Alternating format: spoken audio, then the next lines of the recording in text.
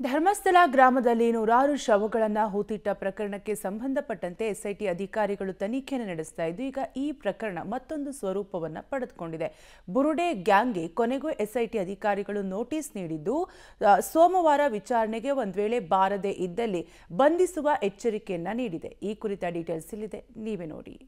ಧರ್ಮಸ್ಥಳ ಬುರುಡೆ ಕೇಸ್ಗೆ ಮತ್ತೊಂದು ತಿರುವು. ಬುರುಡೆ ಗ್ಯಾಂಗ್ನ ಸೂತ್ರಧಾರಿಗಳಿಗೆ ನೋಟಿಸ್. ಬುರುಡೆ ಗ್ಯಾಂಗ್ನ ಬುಡಕ್ಕೆ ಬಂದ ಬುರುಡೆ ಪ್ರಕರಣ. ಧರ್ಮಸ್ಥಳ ಗ್ರಾಮದಲ್ಲಿ ಶವ ಹುತ್ತಿಟ್ಟ ಆರೋಪ ಪ್ರಕರಣ ಕ್ಲೈಮ್ಯಾಕ್ಸ್ ಹಂತ ತಲುಪಿದೆ.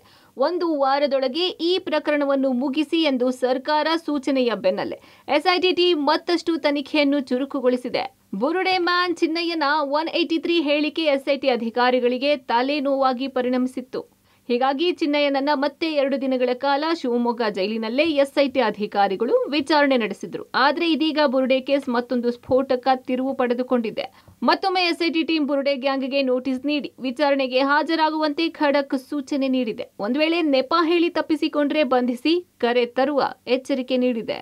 ಇನ್ನು ಬುರುಡೆ ಷಡ್ಯಂತರದ ವಿಚಾರಣೆ ನಡೆಸೋಕೆ ಬುರುಡೆ ಗ್ಯಾಂಗ್ನ ಸಂಸ್ಥಾಪಕ ಮಹೇಶ್ ಶೆಟ್ಟಿ ತಿಮರೋಡಿ, ಗ್ಯಾಂಗ್ ಲೀಡರ್ಸ್ಗಳಾದ ಗಿರೀಶ್ ಮಟ್ಟಣ್ಣನವರ್, ಜಯಂತ್ ಟಿ ಹಾಗೂ Vittala ಗೌಡಗೆ SIT ತನಿಖಾಧಿಕಾರಿ SP Jitendra ದಯಾಮ notice ನೀಡಿದ್ದಾರೆ. ಈ ಹಿಂದೆಲ್ಲ ಪೊಲೀಸರು ವಿಚಾರಣೆಗೆ ನೋಟಿಸ್ ಕೊಟ್ಟಾಗ ವಿಚಾರಣೆಗೆ ಹಾಜರಾಗದೆ ಮಹೇಶ್ ಶೆಟ್ಟಿ ತಿಮರೋಡಿ ತಪ್ಪಿಸಿಕೊಳ್ತಿದ್ದ.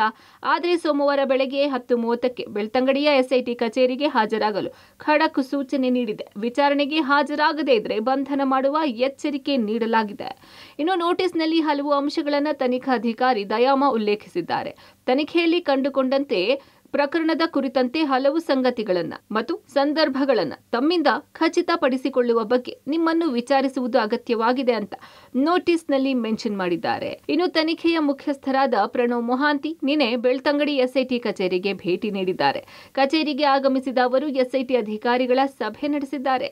ಮುಂದೆ ಯಾವ ರೀತಿಯಲ್ಲಿ ತನಿಖೆ ಸಾಗಬೇಕು, ಯಾವ ಆಯಾಮದಲ್ಲಿ ತನಿಖೆ ನಡೆಸಬೇಕು ಅಂತ ಅಧಿಕಾರಿಗಳಿಗೆ ಮಾರ್ಗದರ್ಶನ ನೀಡಿದ್ದಾರೆ. ಒಟ್ನಲ್ಲಿ ಧರ್ಮಸ್ಥಳ ಗ್ರಾಮದಲ್ಲಿ ಶವ ಹುತ್ತಿಟ್ಟ ಆರೋಪ ಕೇಸ್ ಕುತೂಹಲದ ಘಟ್ಟಕ್ಕೆ ತಲುಪಿದೆ. ಬುರುಡೆ ಗ್ಯಾಂಗ್ಗೆ ನೋಟಿಸ್ ನೀಡಿದ್ದು ವಿಚಾರಣೆಗೆ ಹಾಜರಾಗ್ತಾರಾ ಇಲ್ವಾ ಅಥವಾ ಎಸ್ಐಟಿ ಎಲ್ಲರನ್ನ ವಶಕ್ಕೆ ಪಡೆದು ವಿಚಾರಣೆ ನಡೆಸುತ್ತಾ ಅನ್ನೋದೇ ಸದ್ಯ ಇರೋ ಕುತೂಹಲ. Sukhpal Polali, public TV, Mangaluru.